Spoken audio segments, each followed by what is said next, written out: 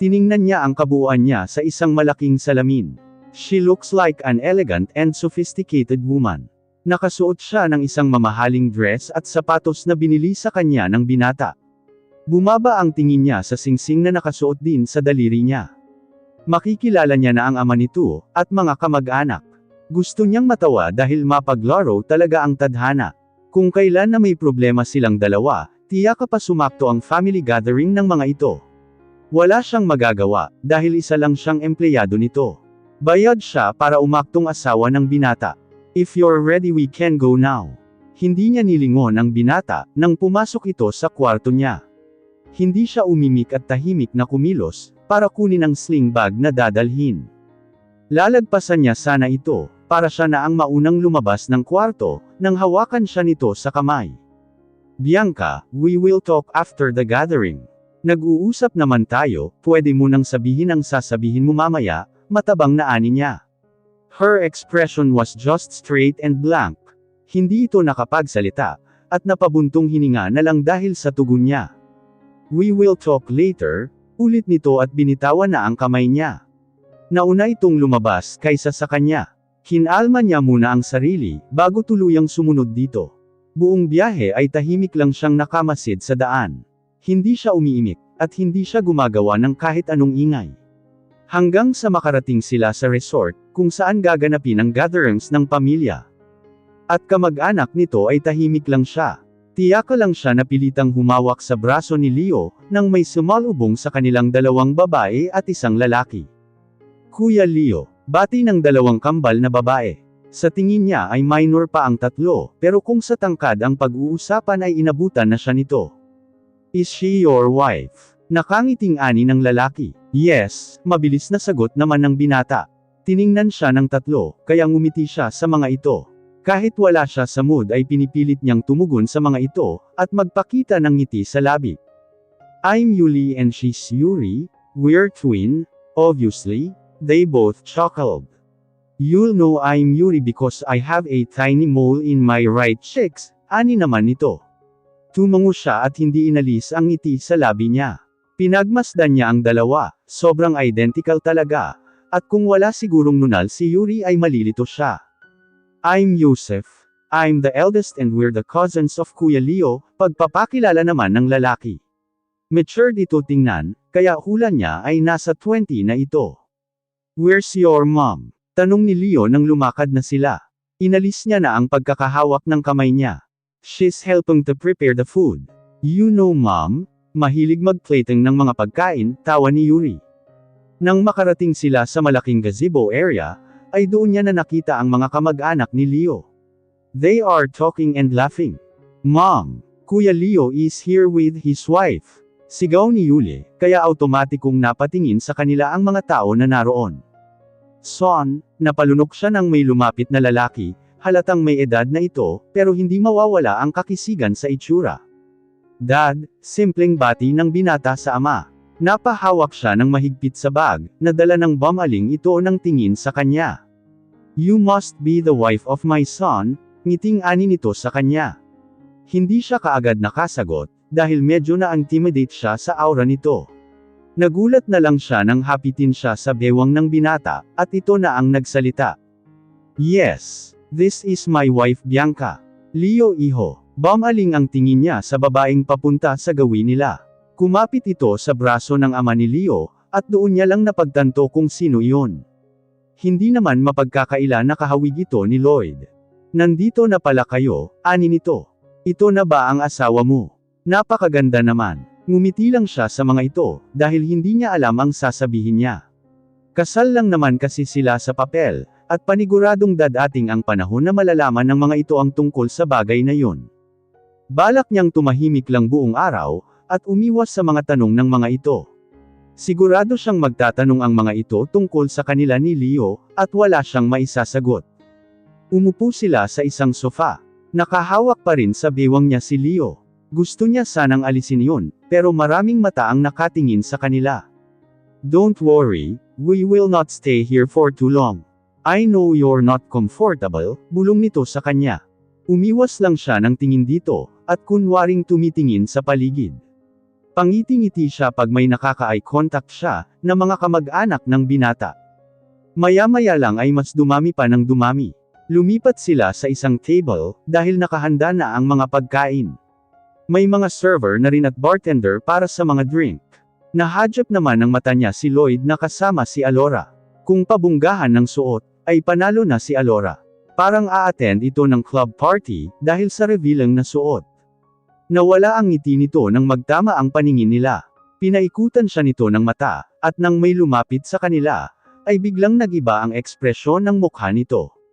Napailing na lang siya sa isip. Sir, ma'am, champagne. Inangat niya ang tingin sa waiter, at kukuha na sana nang makita niya ang itsura ng nagsiserve sa kanila ngayon. Nanigas siya at hindi makagalaw sa kinauupuan. Nakangiti ito sa kanya, pero pansin niya ang mapanghusga na tingin, at ngiti nito sa kanya. Tumikim siya at kumuha ng isang baso na may lamang champagne. It's her ex-boyfriend who cheated on her, because she can't give her virginity to him. She's not dreaming, he's real. Hendrix is here. Hindi siya makapaniwalang nagtatrabaho ito sa resort na to. Hello tita, tito, bati ni Alora nang malapit na sa pwesto nila.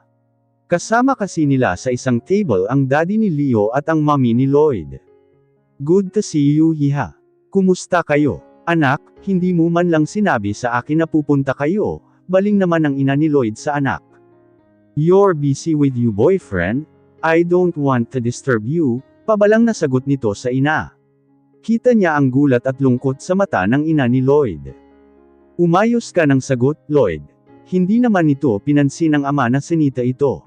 Tumingin si Lloyd sa kanya at kay Leo. Akala niya magsasalita ito, pero tumabi lang ito sa kanya, dahil bakante na ang kabilang katabi niya. Napaayos siya ng upo, at napatingin na lang sa pagkain na nasa table na nila. May nag-serve na kasi ng pagkain nila. Hindi niya alam kung saan babaling ng tingin, dahil hindi maganda ang pakiramdam niya, lalo na kasama niya pa sa table si Alora, at higit sa lahat ang nagsiserve pa sa kanila ay ang ex niya. When will you get married, Lloyd? Tanong ng ama nang makapag-umpisa na silang kumakain. Not sure, simpleng sagot nito, habang naghihiwa ng steak. Pero magpapakasal din po kami tito, wala pa lang po sa plano kung kailan, singit naman ni Alora. So you two are really in a relationship. Akala ko magkaibigan lang kayo ng anak namin, masayang sambit ng ina ni Lloyd. Umiwas siya ng bahagya, nang mag-serve si Hendrix ng panibagong putahe. Sa gilid niya kasi ito pamwesto. Nang makaalis ito sa tabi niya, tiyak lang siya nakahinga ng maluwag. Kinuha niya ang fork and knife niya, para hiwain ang steak na sinerve sa kanila kaagad, pero bago niya pa iyon magawa ay may umagaw sa plato niya. Nanlaki ang mata niya dahil si Lloyd iyon. Ang plato nitong may laman na hiniwang steak niya, ay nilagay nito sa harapan niya. Eat, don't stare at the food, mahinang sambit nito. Napatikim siya, dahil napansin niyang nakatingin ang magulang nito sa kanya. Nakita niya rin ang pagkayam ng kamay ni Leo, habang hawak ang tinidor. Oh, magkakilala din kayo ng anak ko Bianca? Pagtatanong ng ina ni Lloyd. Opo, yes, she's the best server in my favorite restaurant. Nanuyo ang lalamunan niya, dahil sa ginagawa nito. Hindi na siya makakain ng maayos, dahil mukhang hindi siya matutunawan. Oh, really? Nagtatrabaho ka sa restaurant? Baling sa kanya ng ina nito. Before but she already resigned, singit ni Leo. Because I want her to be only my housewife, he added. Diniinan talaga nito ang housewife na salita. How sweet, Lloyd's mom commented. Hayaan mo siyang magdesisyon kung ano ang gusto niya. Women wants to work too, even they already have a family. Mag-usap kayo sa mga bagay-bagay, para magkaunawaan kayo, sambit ng ama nito. Alam niya ang pinapanto nito, pero double meaning iyon sa kanya. Of course, I'll do that. Napapitlag siya ng hawakan ni Leo ang isa niyang kamay. Also, I need to clarify something. Later, bulong pa nito na siya lang ang nakarinig, dahil hindi na nag-react ang mga kasama nila sa table. Lumabas siya ng cubicle, at hinugasan ang kamay niya. Nag-CR lang siya saglit, dahil medyo hindi na siya makahinga sa mga tanong ng kamag-anak ni Leo. Paanong hindi siya magiging komportable, kung hindi niya alam ang isasagot niya sa mga katanungan tungkol sa kanila? Pagkatapos kasi nila kumain, ay marami nang lumapit sa kanila, katulad na lang ng mga tito at tita ng binata, na kinakamusta ang buhay mag-asawa nila. Binibiro pa sila ng lahat na nagsolo sila sa kasal, dahil walang nakaalam. Ibang klase ka na pala ngayon. Natigilan siya nang makalabas ng comfort room. Kumunot ang noo niya nang makita si Hendrix na nakasandal sa pader, at mukhang hinantay talaga siya makalabas. Big time ka na pala. Dati lang ay todo kayod ka para magkaroon ng pera, kaya pati ako hindi mo na napagtutuunan ng pansin, tawa nito sa kanya. Ibang klase ka rin, ganyan pa rin ang ugali mo. Pero at least nagtatrabaho ka na ngayon, tumigil ka na ba sa panggogoyo mo ng mga babae at binabae? She scoffed. Mukhang nenas ito sa sinabi niya, kaya lalagpasan niya na sana, nang hawakan nito ang braso niya. Aray, nasasaktan ako Hendrix, sabi niya rito. Ngayon ay nagtataka siya kung bakit siya nagkagusto sa manloloko na to. Hindi na maganda ang tabas ng dila mo ah. Ano? Nagmamalaki ka na, dahil nakakuha ka ng mayaman. Ganito mo ba kabilis gusto maging mayaman at umasenso? Tumawa siya ng mapakla, at malakas na winaksi ang pagkakahawak nito. Wala kang alam. Huwag kang magsabi ng kung ano-ano, kung hindi mo alam ang istorya ko. Alam kong gusto mo maging mayaman Bianca. Kaya nga di ba kung ano-anong racket ang ginagawa mo? Paano mo nasungkit yung asawa mo? Imposible namang binigay mo ang sarili mo, para makuha lang yang mayaman na yan, masyado ka kasing maarte, at panigurado rin na hindi magaling sa kama. Kaya nga ayaw mo makipagtalik sa akin, kasi wala kang binatbat. Malakas na sampal ang pinutol niya sa pagsasalita rito. Nanubig ang mata niya, at nanginginig ang kalamnan niya sa galit at puot na nararamdaman niya, sa walang kwentang lalaking to. Ang kapal ng mukha mo. Natigil siya sa pagsigaw nang biglang bumagsak sa sahig si Hendrix. Nanlalaki ang mata niya nang makita si Lloyd, na umibabaw na sa lalaki at pinagsusuntok ang mukha nito. A man like you is not needed on this earth. You, tumayo ito at hinablat ang kwelyo gamit ang isang kamay, you should go to zoo, and meet your family there. Nako po sir, tama na po yan. Napalingon siya nang makita ang isang staff ng resort. May nakita pa siyang isang babae, na tumakbo papaalis doon, siguro para humingi ng tulong. Lloyd, tama na yan. Baka mapano ang kamay mo sa lalaking yan. Pinigilan niya si Lloyd, at nang tumigil ito saglit ay inipon niya ang lakas niya, para sampilan muli ito pero sa kabilang pisngi naman. Bigla siyang nakaramdam ng walang awa sa lalaking nasa harapan niya. What is happening here? Sigaw ng ama nila Leo. Calm down Frank. Ani ng ina ni Lloyd sa kasintahan. Napalingon siya nang may humawak sa braso niya. Nakakunot ang noo ni Leo, habang nagtatanong ang mga mata nito sa kanya. What did you do Lloyd? Another problem again. Really? Here in our family gathering. Galit na utos ng ama nito kay Lloyd. Winaksi niya ang pagkakahawak ni Leo sa kanya, at binalingan ng ama ng mga ito. Wala pong kasalanan si Lloyd, pinagtanggol niya lang po ako, paliwanag niya sa mga ito sa mahinang boses. What did he do to you? Sabat ni Leo at dinampot gamit ang isang kamay ang nanghihinang si Hendrix. Hinawakan niya ang kabilang kamay nito, dahil pakiramdam niya kung nabugbog ito ni Lloyd, ay baka tuluyan ito ni Leo. Kita niya nandidilim ng mata ng binata, hindi pa nito alam ang buong nangyari, ganito na agad ito, kaya medyo kinabahan siya. Nagsabi lang ako ng totoo. Kaya ka siguro inasawa niyan, dahil gusto niya rin yumaman. Hindi ko alam kung anong nagustuhan mo sa babaeng yan, noong kami nga ayaw magpagalaw sa akin, kaya nagsawa ako at naghanap ng iba. Paniguradong mag-asawa ka rin dyan, dahil hindi mo makukuha ang katawan niyan.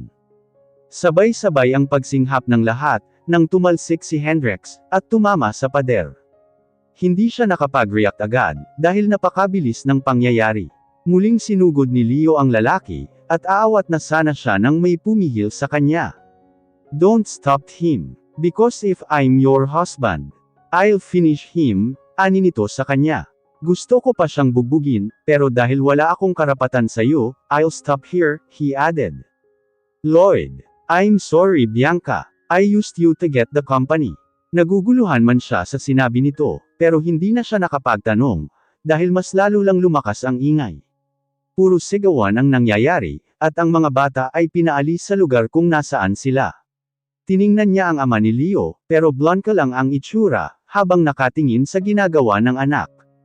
Don't stop him. He deserved that, baling sa kanya ng ama nito. Naririnig niya ang pagsaway ng ina ni Lloyd sa ama ng mga ito. Tinanggal niya ang pagkakahawak sa kanya ni Lloyd, at siya ang umawat sa binata.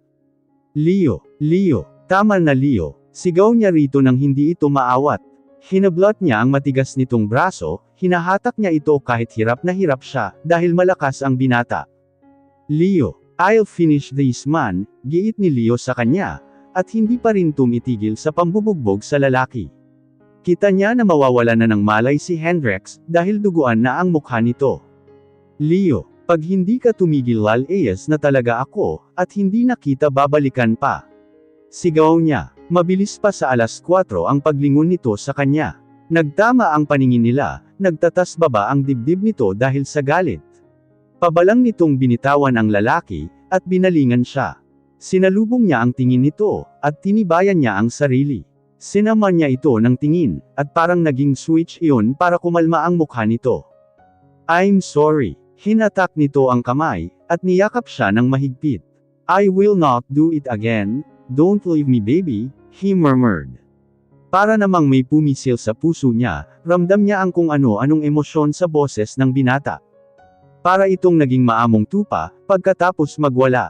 Bumantong hininga siya at niyakap ito pabalik. Gusto ko nang umalis dito, bulong niya. Okay baby, we'll leave now. He kissed her forehead, and held her hands tightly. Her anger towards her ex calmed. She suddenly felt so safe with Leo's embrace, and especially when he kissed her forehead, and held her hand. Parang sa oras na yon, ay totoo silang magkasintahan. Paano siya hindi mako-confused, kung ganito ito umakto pagdating sa kanya? Nagkaroon na naman ng oras umasa ang puso niya, kahit may galit pa rin siya rito. Bakit ba napakakomplikado ng lahat? Please Lord, give me a sign if I should hold his hand tightly, or should I let go it? Lalaban at aasa pa ba ako? Sa ngayon ay hindi niya muna iisipin ang mga pinuproblema niya, at pagtutuunan muna ng pansin ang mga nangyari ngayon. Talagang kailangan nga nila mag-usap ng masinsinan.